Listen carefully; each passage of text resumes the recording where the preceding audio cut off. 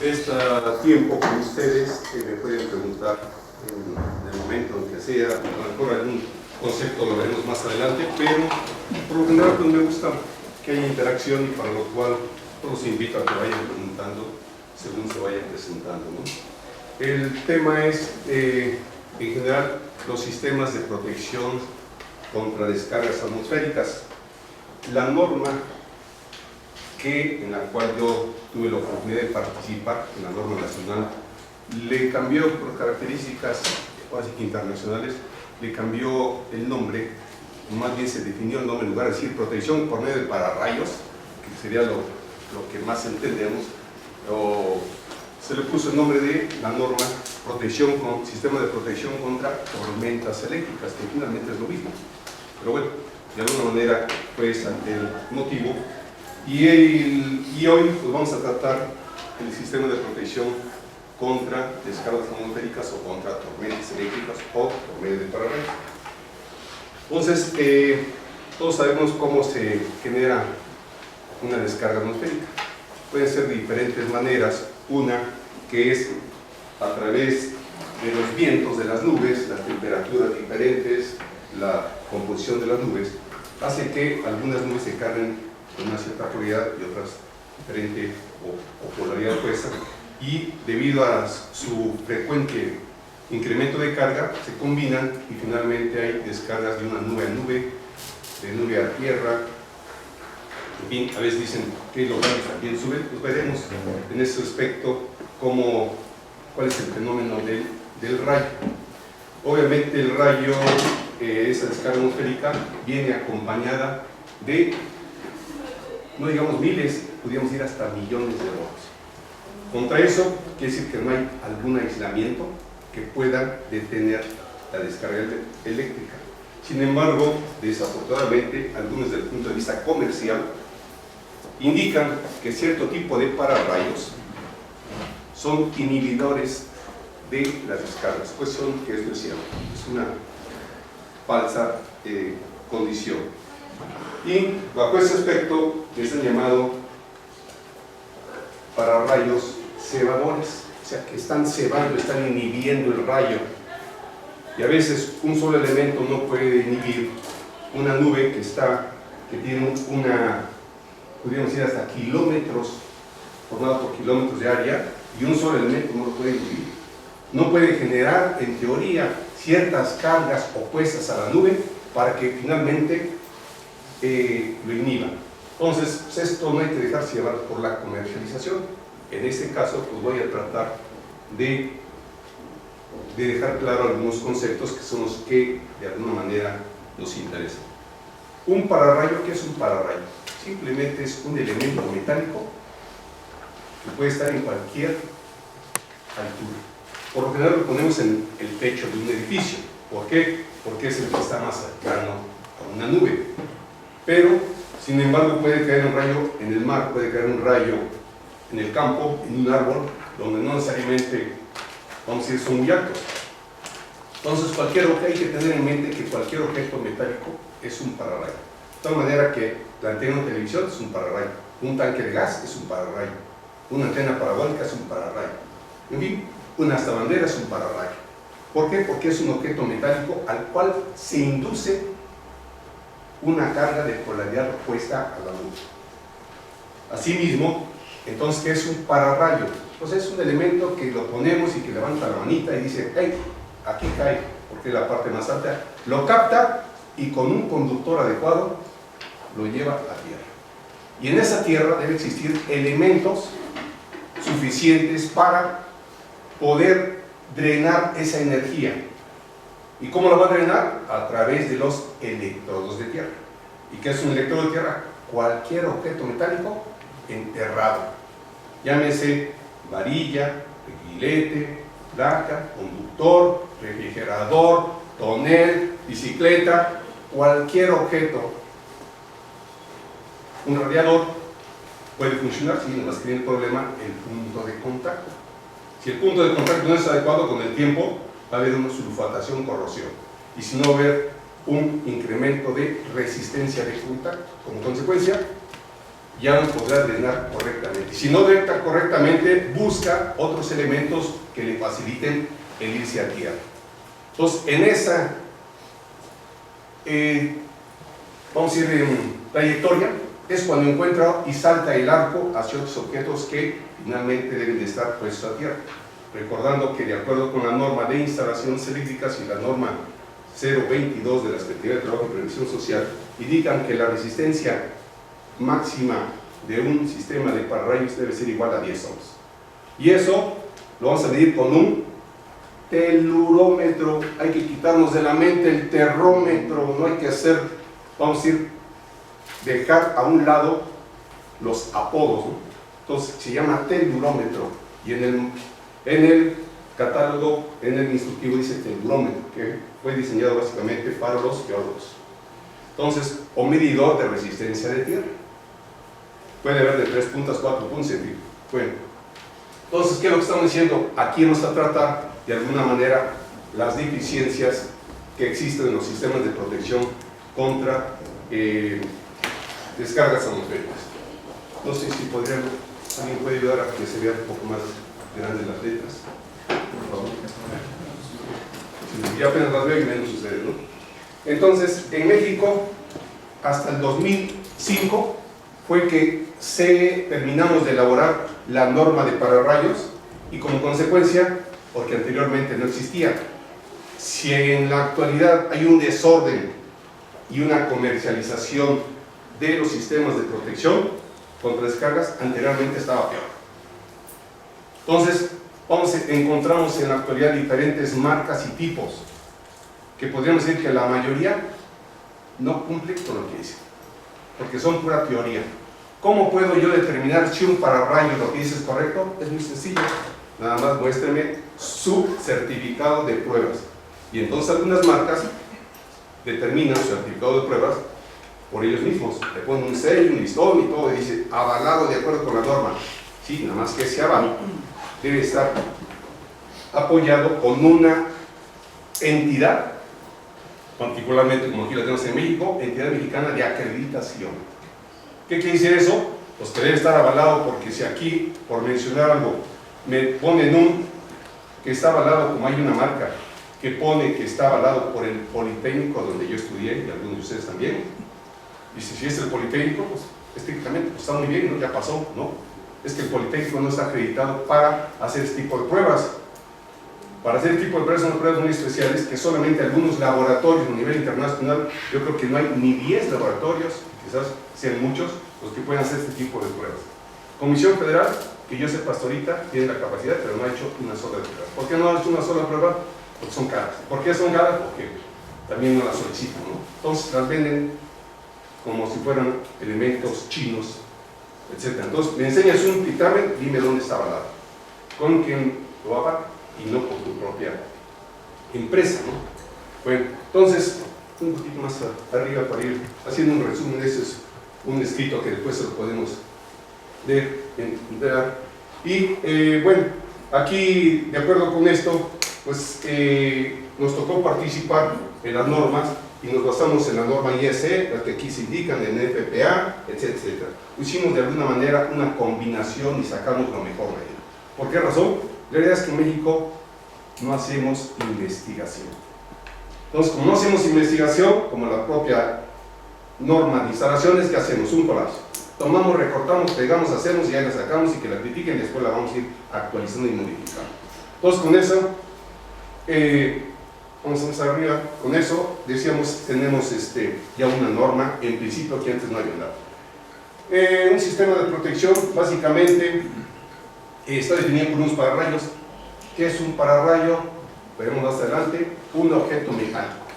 El más simple es una punta, mal llamada para que se les, por más que les dice uno, jaula de Faraday, tache que diga jaula de Faraday, después veremos qué cosa es una jaula de Faraday. Se llaman terminales aéreas, las puntitas que existen de 40, 60 y 110.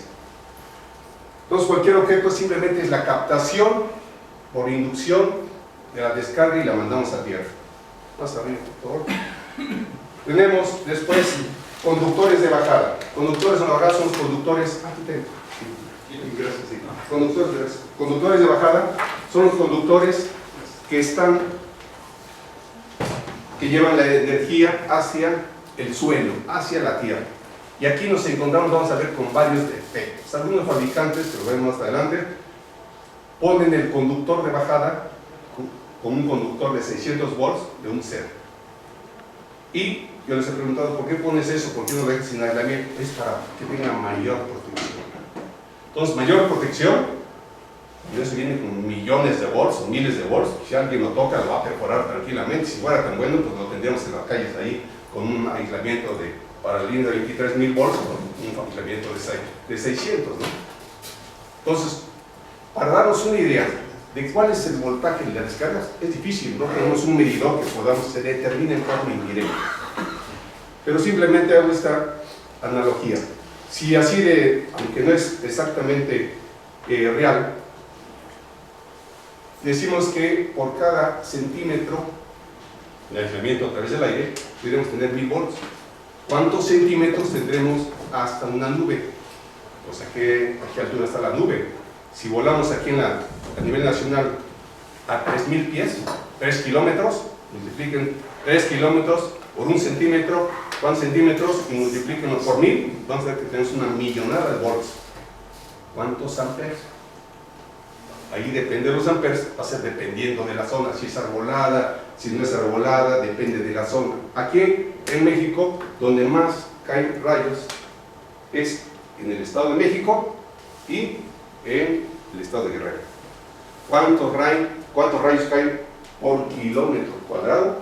Caen alrededor, mínimo 5, entre 5 y 9 son los rayos, la densidad de rayos por kilómetro cuadrado al año. De tal manera que alguno diría, pues aquí no queda un rayo, pero a lo mejor en el otro kilómetro han caído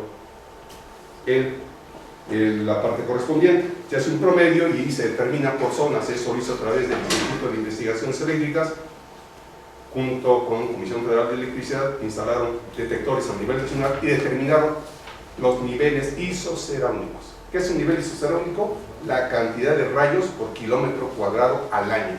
Entonces hay un mapa y para eso se requiere ese mapa que viene en la norma 549, es para determinar el nivel de riesgo. ¿Y qué es el nivel de riesgo? Para diseñar un sistema de protección, lo primero que hay que hacer es si se requiere un pararrayo o no. ¿Y cómo lo determino? Pues lo determino primero haciendo el análisis de riesgo. Y el análisis de riesgo es a través de una formulación muy sencilla.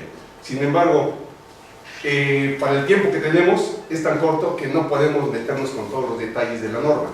Pero hay una formulación que indica el nivel de riesgo, que consiste en irse al punto donde se encuentra ubicado. Por ejemplo, en el eje es en el centro, en el sur, en el oriente, en el poniente. Entonces hay unos niveles que nos indican específicamente cuántos rayos caen por kilómetro cuadrado al año. En función de eso y en función del área y en función de la altura, tenemos esos tres elementos para hacer una operación. Y esa operación, ese resultado, lo comparamos con una tabla que nos indica la norma. Si ese valor rebasa, el valor calculado rebasa lo indicado en la tabla, es obligatorio poner un pararrayo. Si ese valor es menor a lo que indica la tabla, es opcional. Podemos instalarlo o no instalarlo. Entonces vamos a suponer que finalmente vamos a omitir esa parte porque digo, no es un curso y tardaría mucho, nos alargaría mucho para ver otras cosas. Entonces, ya de esa manera vamos a determinar que efectivamente se requiere instalar un pararrayo. Bueno, hay una cantidad de modelos de pararrayos. Yo he contado, yo tengo mi colección, porque tengo fotografías y comunidad de verificación, tengo oportunidad de subirme, sacarles detalles y me encuentro que efectivamente hay muchas anormalidades de todo tipo y en variedades. Yo creo que aquí en México entre modelos hay alrededor de 60 modelos de pararrayos. El problema es cuántos funcionan y cuántos dos, y la mayoría se va por el catálogo. Dice que este pararrayo protege 30 metros y con otro modelo 60 metros de radio y con otro modelo 90 metros de radio. Yo ahí siempre lo he dudado. Y cuando elaboramos esto, las personas que participamos, como siempre, nos convocan todas las entidades, instituciones, tenemos como 40, terminamos 8, y de los 8, desafortunadamente, participamos 4. Los otros 4 eran representantes de distribuidores, donde además mandó una persona que firmara que había existido. Afortunadamente así son las normas, no solamente así son las normas aquí en México, pero sí aparecemos 20 empresas ahí, que en realidad pues algunas participaron en alguna ocasión. Bueno, entonces con base en eso, pues existen, si quiere avanzamos un poco más, de alguna manera yo creo que vamos a pasar a otra parte para irnos un poco y comentamos realmente lo mismo, porque ahí nos regresamos. Ahora sí le cerramos para entrar con un, le indica ahí en el número 2, por favor. Número 2. Sí, o sea, no, cierra ese, por favor. Ese, y el, a donde está el índice, por el número 2.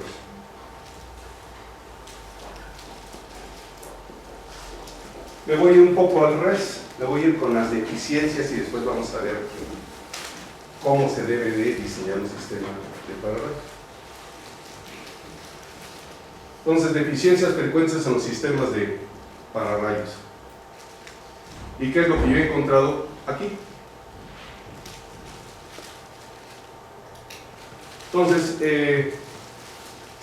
decíamos, hay varios conceptos que, así como hablamos del terrómetro, que es incorrecto, así también hablamos como de la sistema de Faraday, que inclusive muchos de los conceptos erróneos nos los transmiten los propios distribuidores de equipos, que les dan cualquier nombre, no tienen la delicadeza de verificar. En la norma 549, en ningún lado aparece sistema de jaula de Faraday cuando hablamos de esas puntas. En la norma 780 del NPPA tampoco habla de la jaula de Faraday. Entonces alguien lo sacó, le gustó, lo interpretó mal y ahora sí que lo contaminó. Ahí la ponemos un poco más de actitud. Entonces, normalmente en los sistemas de los rayos, siempre aprovechando aquí la expresión, nunca hay que instalarse abajo de un árbol cuando hay descargas atmosféricas. ¿Por qué razón? Porque sencillamente tiene varias desventajas.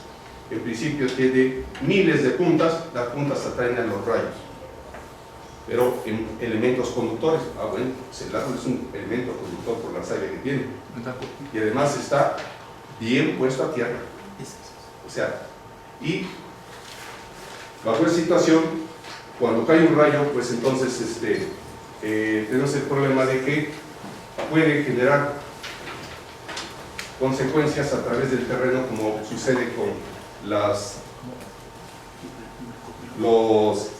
campos de fútbol. En los campos de fútbol, algunos jugadores, cuando cae un rayo, pues caen con las piernas quemadas, y en cambio otros pues no les pasa nada, ¿no? ¿Qué ocurre? Que a los que dicen que a los que se cayeron, se les fueron las piernas por los que no se persinaron, ¿no? Pero bueno, después comentaremos esa situación en función de esto. El hecho de tener un pararrayos, alguien pregunta, ¿caerán más rayos? Pues sí, el hecho de que pongas un pararrayos vas a tener la posibilidad de que incidan mayor número de rayos. Entonces no lo pongo, ¿no? Si no lo pones, puede caer en cualquier punto. Entonces, ¿qué es lo que está haciendo un pararrayos? Dirigir la energía a tierra. Entonces, pues más vale poner un pararrayo que no ponerlo. Entonces, más vale tener un sistema de protección adecuado que no tenerlo y estar a la deriva, ¿no?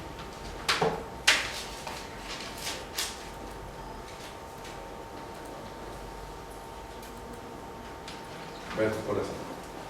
Bueno, entonces aquí la incidencia es un rayo, pero cuando cae un rayo, ¿qué pasa? Aquí alrededor hay un voltaje, aquí hay otro voltaje, aquí hay otro voltaje, aquí hay otro voltaje, como cuando una piedra cae en el agua, donde cae es la mayor tensión y después va disminuyendo a través de radios.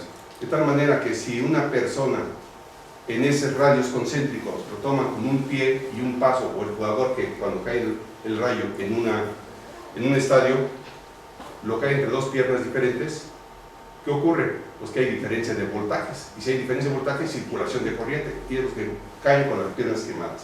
En cambio, si un jugador quita el rayo y va corriendo en esta condición, el radio de un pie con respecto al otro es el mismo, y entonces quiere decir que el voltaje es el mismo. Como consecuencia, como los pajaritos están encima de la línea, pues no les ocurre nada. El potencial que hay en su pata izquierda es igual a la pata derecha, no hay diferencia y como consecuencia no hay circulación de corriente. Entonces, ¿qué tenemos? Aquí en México, ante la falta de información, por no llamarla de otra manera, nos venden todo lo que quieran y a unos precios fabulosos, millonarios, que ustedes lo podrán ver en las expos. Son las mejores exposiciones y los mejores edecanes y los mejores volúmenes de información de los Tarot y es gratis. O sea, ahí ve toda la información. Yo me he autonombrado cazadores de pararrayos y cada vez que yo tengo la oportunidad de salir a otra ciudad o al extranjero, mientras mi esposa anda viendo otras cosas ahí en el edificio, yo me dedico a sacarle fotografías a los pararrayos. Tengo cientos de fotografías, las cuales en este momento estoy trabajando para hacer un libro de pararrayos, de protección por medio de pararrayos. Aquí vemos estas cúpulas rusas, ven que simples, una vil punta que de alguna manera tiene sus vientos y está aterrizada. Y así podemos encontrar en el extranjero, vamos a Estados Unidos, en Estados Unidos, en cualquier ciudad, son las puntas terminales aéreas. Difícilmente van a ver una punta que sea única. En cambio en Europa es al revés, casi no ven las puntas pequeñas sino un solo, y hay argumentos para eso. Entonces, la siguiente por favor, vamos a ir más rápido. Entonces, la normatividad, la norma es la NMX 548 ANSE 2005. ¿Qué es decir NMX? Norma mexicana. La norma mexicana es voluntaria, pero la Secretaría de Trabajo ya la ha hecho obligatoria en algunos, para ciertos casos. Y también con base a la IEC, este número, que es una norma internacional, y esta NFPA es un estándar de Estados Unidos, y esta es otra norma, la BCI de Inglaterra, y otra norma. Con eso se formuló la norma 549, que actualmente está en vigor. Siguiente, por favor. ¿Cómo se determina la protección? O sea, ¿cómo determino si es necesario una protección de un edificio, de cualquier tipo de evento, puede ser un campo de fútbol, etcétera, etcétera? Primero, es el sistema de protección contra tormentas eléctricas, es lo que indica aquí. El sistema de protección contra tormentas eléctricas lo tiene abreviado por la norma. Entonces, lo primero que hay que hacer es una valoración de riesgo, si es necesario o no, dependiendo. No es lo mismo aquí en este lugar, en esta colonia, que nos vayamos a la Jusco. ¿Por qué razón? Porque en la Jusco hay mucha vegetación, muchos árboles, hay mayor atracción. O irnos hacia el norte, en fin. Entonces, con esa valoración de riesgo que se hace, primero se pregunta, instalación de un sistema de protección externo, ¿te requiere? Una vez que se ha hecho la valoración de riesgo decimos que es para determinar si se requiere o no. Si no se requiere, pues entonces la instalación nos vamos para acá. ¿Y qué ocurre aquí? Que de todos modos requerimos un sistema, la instalación, como lo venimos haciendo siempre, un sistema de puesta a tierra. Toda nuestra instalación necesita estar puesta a tierra. Y ahí es donde confundimos. Yo critico, y a ver, por más que lo digo y en este salón, lo seguimos diciendo. Sistema de puesta a tierra, o le decimos sistema de tierras. No sé por qué les gusta hablar en plural. Varilla de tierras, varillas de tierras, sistema de tierra o sistemas de tierras, siempre en plural, cuando debe ser al revés. ¿De dónde nació el nombre? Recordamos del planeta Tierra y nomás hay un planeta Tierra. Que tengo varios sistemas, correcto, pero sistemas de tierra y no al revés. Entonces, ojalá que yo insisto, para que con el tiempo nos vayamos ordenando. Y aquí en el colegio cada 8 días, hoy escucho lo mismo. Pero bueno, pues es difícil. Entonces, si no requiero una protección contra tormentas eléctricas debido al valor de riesgo, requerimos sí un sistema de puesta a tierra. ¿Con qué objeto? Y ahí para tener en principio esto que difícilmente nos encontramos, la unión equipotencial. Yo puedo tener varios sistemas, pero todos los tengo que unir. Y ahí es difícil convencer a mucha gente de técnicos, y hablo de Telmes.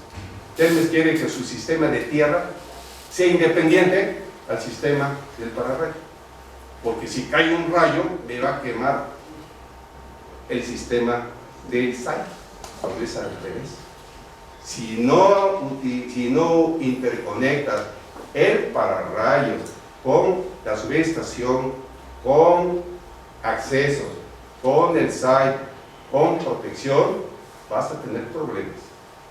Entonces, a mí me ha tocado en lo personal dictaminar cuando hay un daño. Entonces muchas veces va la gente y dice, bueno, usted no es por lo dice, no hay que ir preparado. Aquí en esta norma dice, hay una norma de sistemas de puesta a tierra electrónica, una norma de sistema de la STP, de la Secretaría de Trabajo y Previsión Social, hay una norma de instalaciones, hay el libro verde de sistemas de puesta a tierra en inglés de Estados Unidos, hay el libro Esmeralda, sistema de puesta a tierra para equipo electrónico. Me llevo mis paquetes. Es que mi empresa que pone ahí sus condiciones, lo he hecho siempre así, pues es que siempre lo he hecho mal.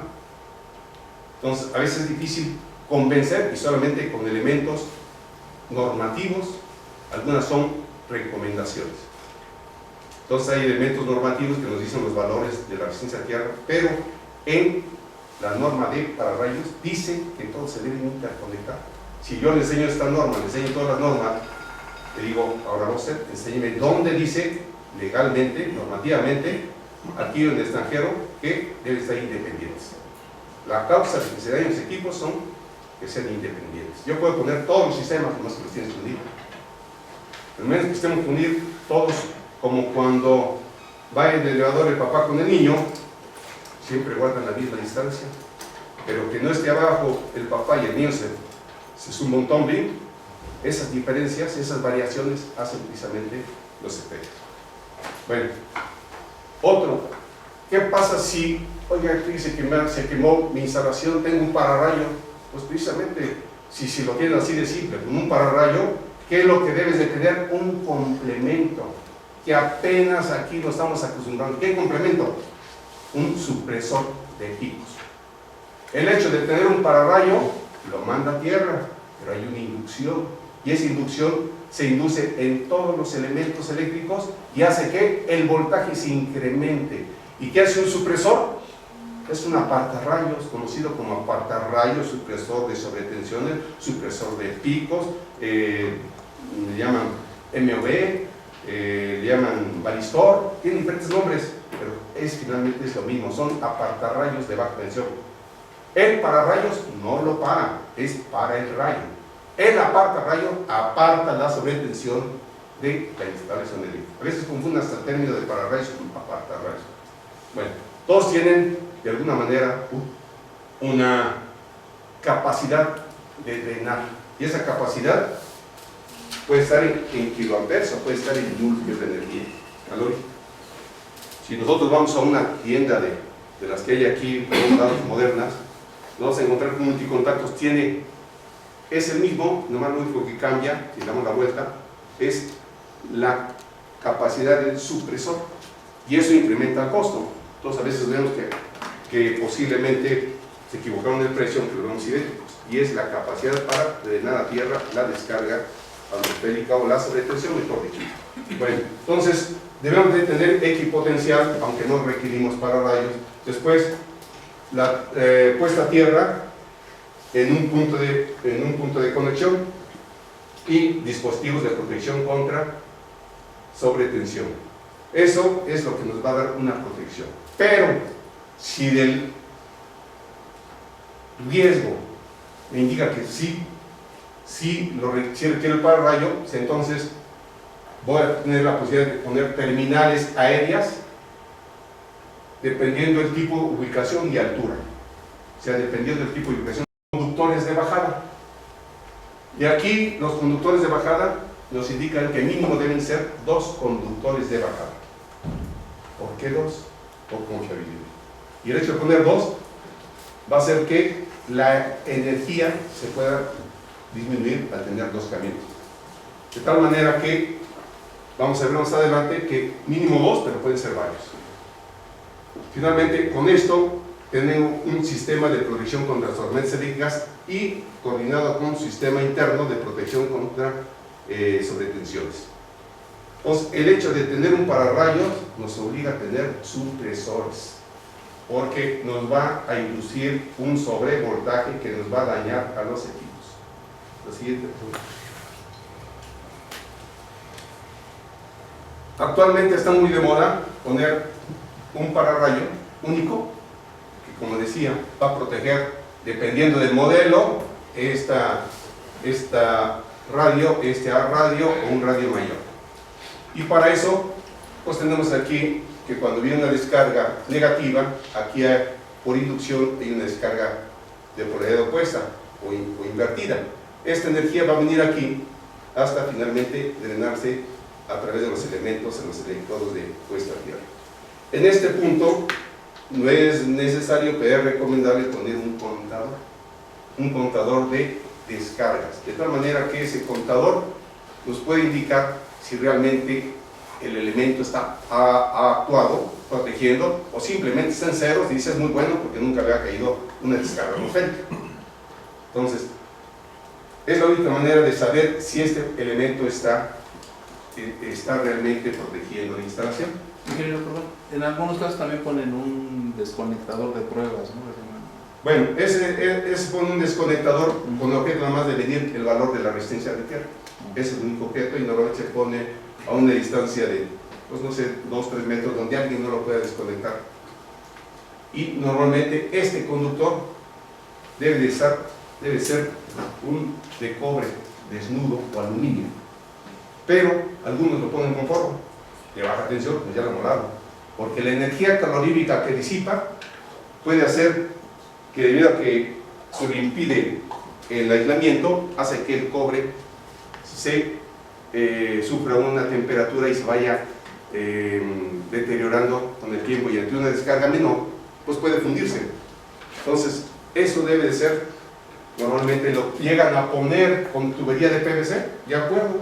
El problema es que no se puede observar que hay continuidad, y a veces también evitamos que se ventile más fácilmente el conductor. Entonces siempre será recomendable ponerlo desnudo, y en algunos casos, dice la norma, se pondrá un tubo de PVC de 3 metros para evitar precisamente que lo roben, que lo corten, ¿no? Que es muy común. El cobre a 85 pesos el kilo equivale a robarse un tramo, pues es muy común. Bueno, conductores de bajada, sistema de puesta a tierra, esa, y protección contra sobretensiones, o sea, el elemento del supresor de picos. Esos serían básicamente los elementos que conforman un sistema de protección contra descarga. Aquí es un elemento, tenemos que hay otros tipos de elementos. La siguiente, por favor.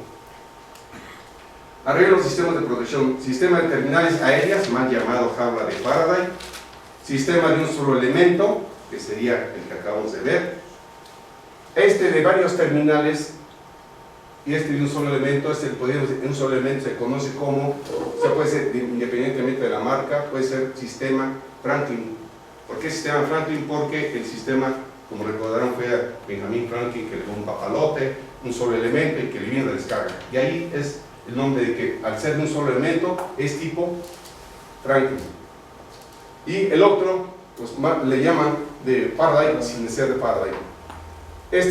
Hay otro sistema de hilo de guarda y un sistema híbrido. Ahorita vamos a ver los siguientes y vamos a ver la jaula de Faraday. Este sería el sistema de terminales aéreas. ¿En qué consiste? En instalar puntas en el perímetro de los techos, que sean diferentes niveles. Entonces, ¿cada cuándo se instalan? Podríamos avanzar ahorita que las puntas se instalan entre 6 y 7 metros de distancia. Pero si hay un cambio de dirección a 1 metro, en ese momento hay que instalar otro. Si hay varios cada metro, en ese instante, cada vez que cambie de dirección, es obligatorio poner una punta. Hay puntas de 40, de 60, de 90, de 1.10. Después veremos cuándo se ponen unas y cuándo se ponen otras. Empezaremos que se ponen con las más pequeñas. Sin embargo, este sistema, además de las puntas que decíamos entre 6 y 7.5 metros aproximadamente, tiene que tener bajadas. Esas bajadas, dice la norma, que cada 30 metros de este perímetro debe haber una bajada. Entonces uno saca el perímetro, la longitud, la divide entre 30, si sale una fracción nos vamos al inmediato superior. Por ejemplo, si el perímetro fuera 160 metros de perímetro aquí, 160 metros entre 30, quedaría 5 y fracción, entonces automáticamente necesitamos 6. Y el mínimo de bajada debe ser 2. Ahora, la siguiente, por favor. Ese sería el sistema de un solo elemento, que es el que más vendido. ¿Cuál es la argumentación? La argumentación es que mientras los otros tienen que poner muchas puntitas, tienen que poner en ciertas circunstancias conductores longitudinales y transversales. ¿Cuándo se ponen además aquí en esta dirección o aquí en esta dirección? Cuando de aquí para acá son más de 15 metros.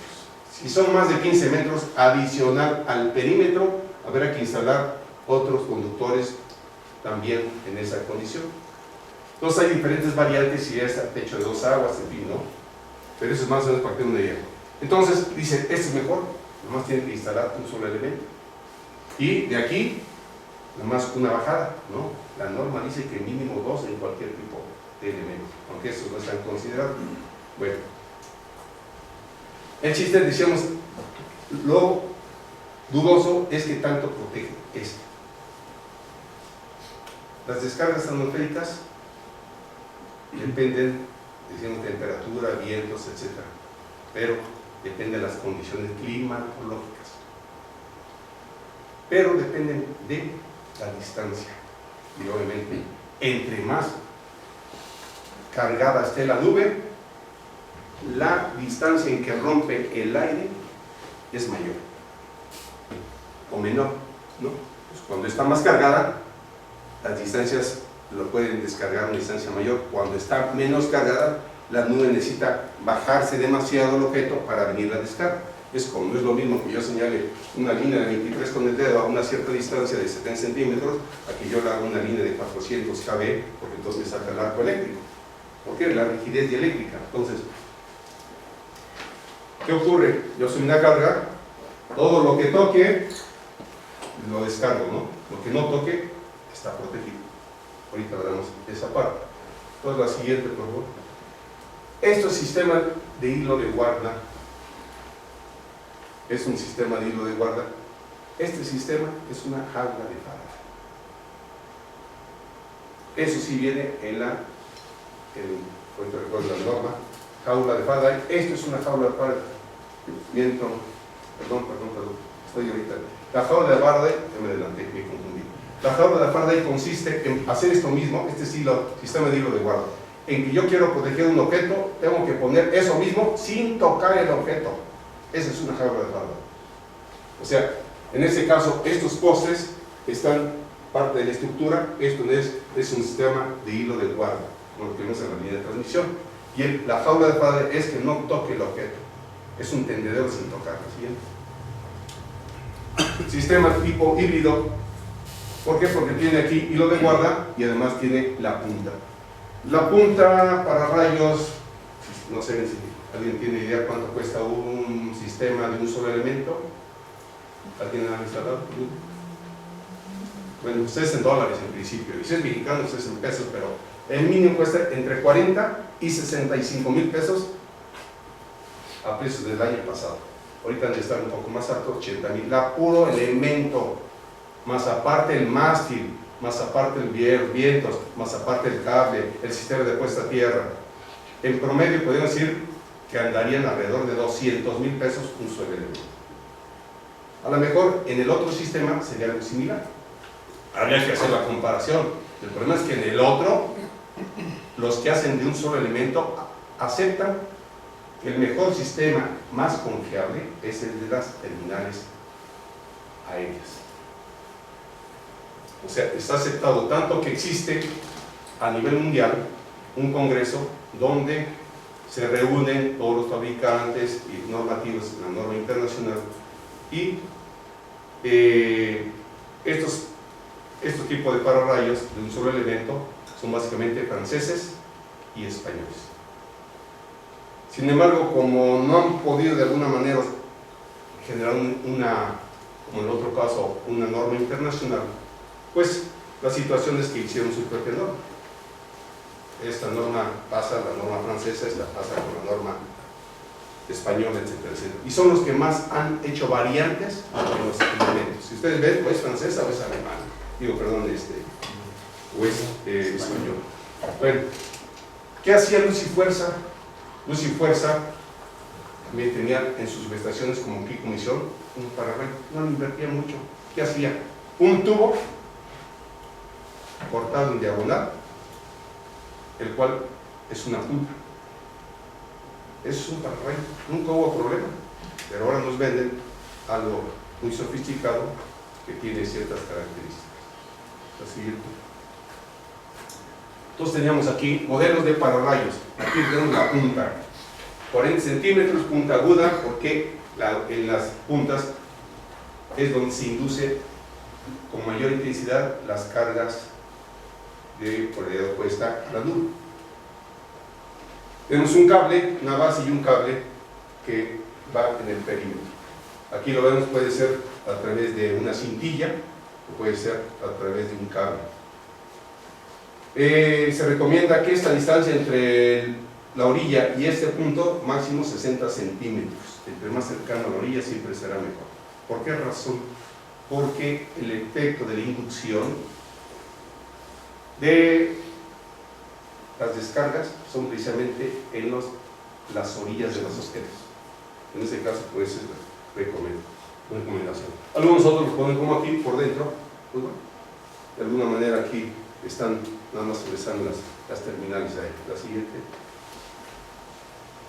Y existen ya los modelos, y así son unos cuantos. Si trajera yo todos los que tengo, pues nos llevaremos un buen rato. Yo he preguntado a los fabricantes aquí, tiene este 3, con este que parece medio deportivo, este dice que llena la descarga y que toda la energía la acumula y finalmente imaginemos como si fuera esto un conductor que lo oprimimos, obviamente se abren los alambritos y sigue siendo lo mismo como si estuviera, pero son configuraciones. Esto de 3, aquí en teoría cae el rayo y hay un arqueo en este punto, esos los encontramos. Por ejemplo, lo encontramos en la caseta que van entre Huixquilucan hacia el desierto de los Leones, en la parte de arriba. Este es más común, ya casi en desuso porque hay otros mejores. Este está en el hipódromo, donde está el Banamex arriba. Y esto pues le dan diferentes configuraciones, el chiste es impactar a la vista. La siguiente. Y tenemos el más vendido, el más socorrido, Dipolo Corona. Van a ver qué bueno es el Dipolo Corona. Es el más vendido, ¿por qué? Porque es el económico. Y con tiene la idea que con uno protege N. ¿Qué ocurre cuando cae un rayo? Yo tengo fotografías y si ustedes lo pueden ver, cuando les toque un alto, vean hacia arriba y se encuentran un Dipolo Corona, es muy bueno porque no les ha caído un rayo. Y en el momento que le cae un rayo, alta temperatura, esto se funde porque es un plástico y se viene abajo, y lo van a encontrar ustedes abajo. Ya le cae un rayo, que bien protege idéntico como si fuera una varilla Copperwell hacia arriba. No necesitamos la puntita esta pequeña, pues ahora la hicimos más grande. Entonces, pregunten ustedes, yo los invito a cuando vayan a las expos para que vean qué tanto choros les dicen los vendedores. ¿Para qué sirve esto? Para uniformizar el campo. Es una florecita que obviamente es un objeto metálico que está al mismo potencial. ¿Qué viene aquí? ¿Esto para qué sirve? Esto sirve para que toda la energía que viene de la parte del rayo la concentra y la manda por la parte central. Cuando la idea es de que cuando cae el rayo, la corriente, alta temperatura, funde y se viene abajo. Este otro es, ya los conozco, he tenido contacto con algunos, esto lo diseñó un militar. Y los encontramos, si ustedes ven ahí en la defensa, van a encontrar como un expo de pararrayos, hay de todos. Y este también lo mismo, cae el rayo, concentra y obliga a que esto vaya. Toda esa energía la capta, como si fuera un embudo donde va a recibir la masa de la tortillería, ¿no? Este marca LEC, igual que estos. Estas las hacen ya hasta de colores para llamar la atención. Este es una sombrilla, obviamente es un sombrilla. ¿Dónde la ven? Arriba de Televisa. Tanto en Chapultepec como en San Ángel los van a ver estos. Pero qué curioso, ven el catálogo protege enormidades, pero cuando llega una Televisa, desde afuera, uno que tiene uno aquí y uno allá, todo lo que dicen, pues es una comercialización, porque realmente lo que dicen no es muy confiable y entonces tienen que poner mayor número de pararrayos. Este se basa en un principio de que en estos puntos tiene puntas, tiene docenas o centenas de puntas. Las puntas atraen al rayo, es obvio que va a atraer el rayo, pero con esto, en teoría, lo van a ver también en la carretera, en las casetas que van para de México a Puebla, en las casetas. Dice que son muy buenas y protegen, nomás que está la caseta aquí, y empieza la caseta acá, y aquí tienen una torre con un cono gigante, que no hace puro cono muy grande.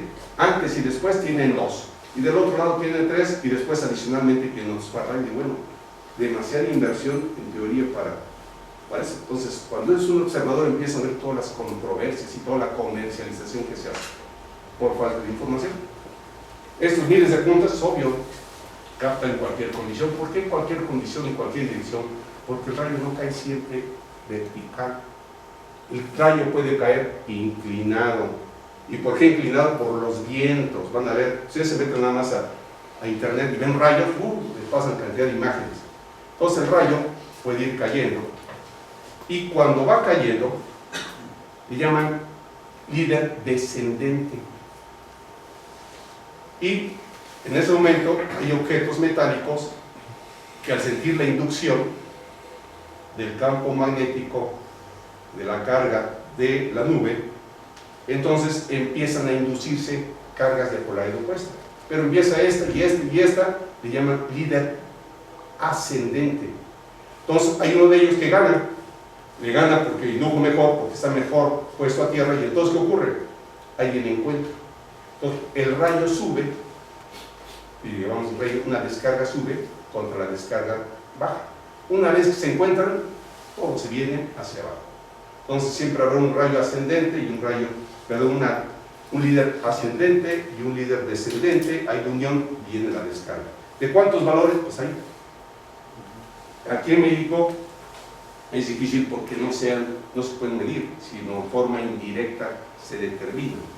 Pero pudiéramos decir que hay varias variantes, a lo mejor no pasan de 150 kiloamperes. Sin embargo, en Estados Unidos hay de 200 y hasta 400.000 amperes. Han detectado. ¿Cómo lo hacen? Lo tienen a través de un mapa de nivel isocerámico con los valores correspondientes. Bueno, el siguiente, por favor. Hay otros que ya le ponen aquí puntas. Digo, ¿por qué ese día pasa? ¿Y esto para qué es? Es que aquí drenan al aire.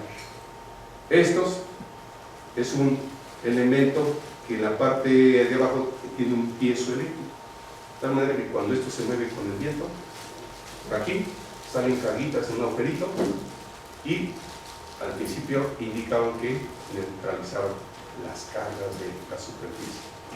Sin embargo, yo decía, bueno, y cuando no hay viento no se mueve, entonces como consecuencia pues no hay carguitas que se generen. Entonces pues ahora ya admitieron que, pues, bueno, que de todos modos, o sea, no hay una explicación así satisfactoria que uno lo convence, cómo es que protege de aquí hasta allá. Entonces nomás me estás vendiendo un modelo que en el interior nadie va a comprar un objeto de ese tipo para determinar qué tiene el interior. Voy a gastar 60,000 pesos y compararlo con el otro que tiene 20,000 para sacar nomás una conclusión, ¿no? Entonces la gente compra a ciegas a través de un catálogo.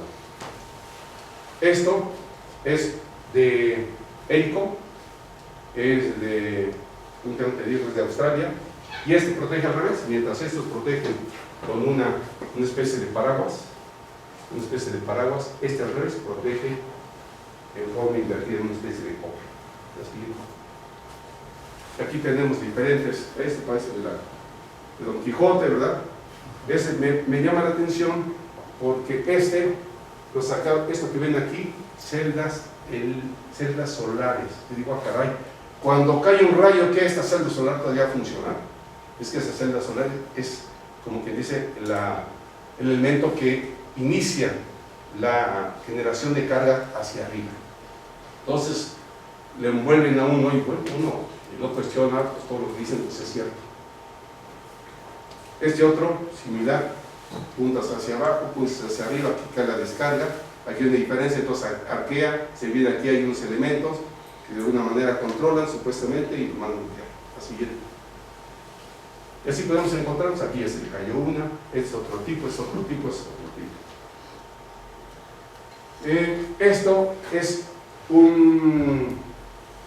no se alcanza a distinguir correctamente, pero es un pararrayos radioactivo, prohibidos a nivel internacional, nacional, etc.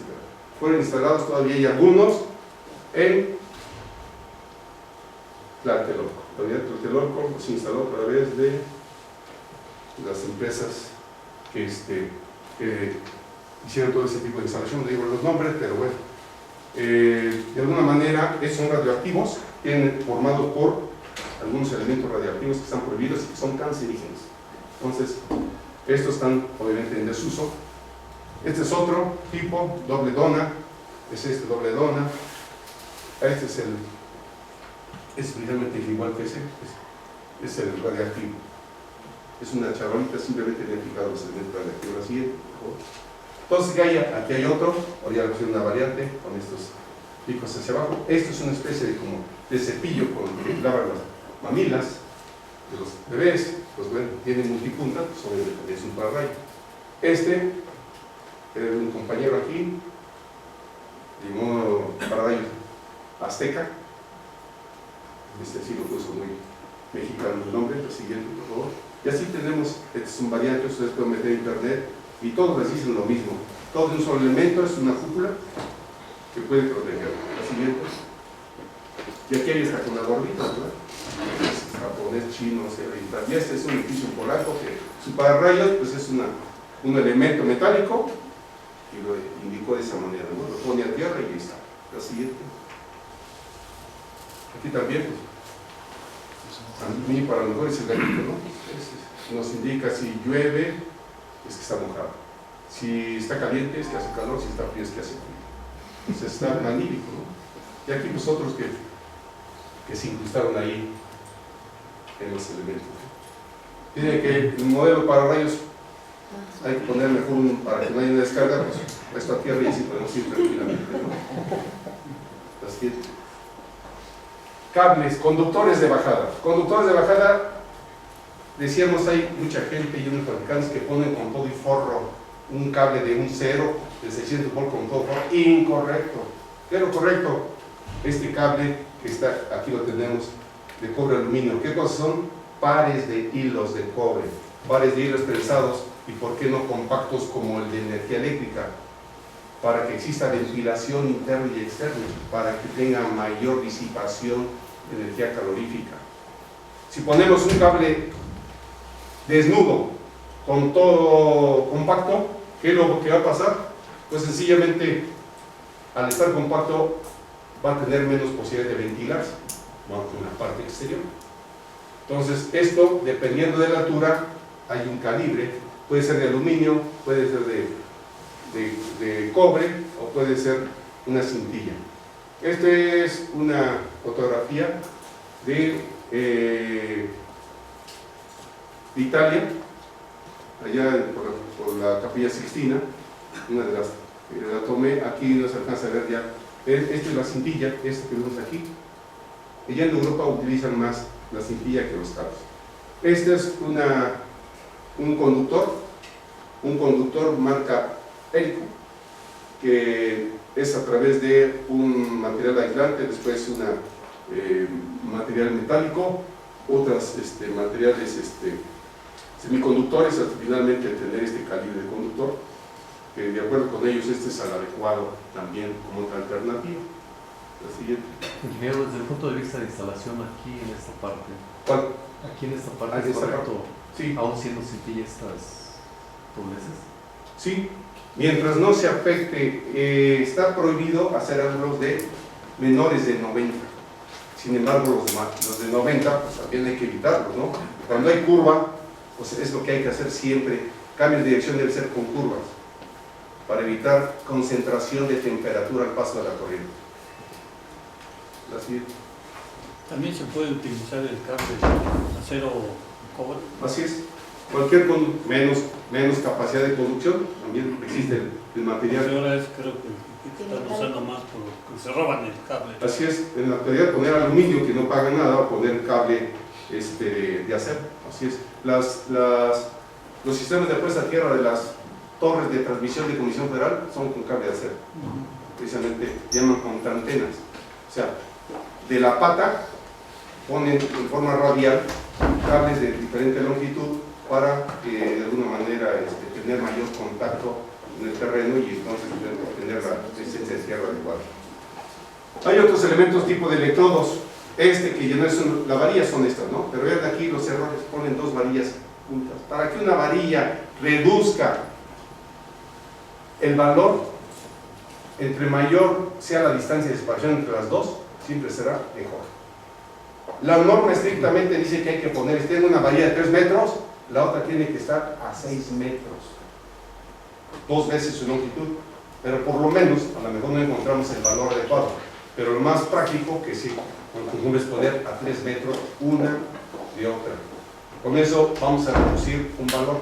Aquí en México es muy común instalar los sistemas de puesta a tierra con el famoso, la delta. Yo cuando veo una delta en un proyecto, en una instalación, le pongo un tache y digo a esta persona que hizo una delta, no sabe lo que está haciendo. ¿Cómo que no? Instalar un sistema de tierra, de acuerdo, pero no sabes el criterio. Aquí yo digo que el que pone una delta, que el 70%, 80%, 90% de los instaladores y los proyectistas, siempre que veo una delta, le digo al proyectista, te invito a comer, yo pago, y dime dónde quieres ir a comer. Si me dices por qué pones una delta, no sabe. Digo, es como la alcacelsa. Todo el mundo sabe que se alivia, nadie sabe cómo alivia. Todo el mundo la usa y nadie sabe por qué la usa.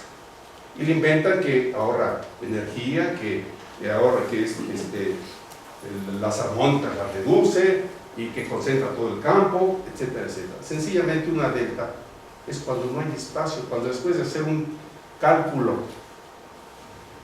cómo determino el sistema de tierra, primero hay que medir qué tan buen o mal conductor es el suelo, el terreno. ¿Con qué? Con un telurómetro de 4 puntas. Y ya que veo qué tan buen o mal el valor a través de un método que viene indicado en el área que vamos a... Con ese valor me voy a una formulita simple, operaciones con una calculadora y determino cuál es el valor para un elemento normativo. ¿Y cuál es el normativo? La norma dice, puede ser una varilla, no en la norma de instalaciones, lo encontramos en el libro verde del IEEE, hay una tablita. Si metes una varilla, usa esta fórmula. Si metes 2 varillas separadas, usa esta fórmula. Si metes 3 en línea, esta fórmula. Si le metes, así va diferentes variantes. Si metes un conductor de longitud, en L, si metes una placa circular, también nos da la formulación. Nomás hay que meterle los valores y listo. Y lo digo para un elemento. Y resulta que con ese elemento ya lo encontré y me da un valor. Si no es exacto, por lo menos nos da un valor cercano. Entonces, el segundo paso, ¿para qué lo quiero? Ah, es que lo quiero para un pararrayos, máximo 10 ohms, porque bajes será mejor. Ah, lo quiero por una subestación de 225 kVA, la norma dice 25 ohms. Mayores a 250, la norma dice 10 ohms. Mayores a 34,5, la norma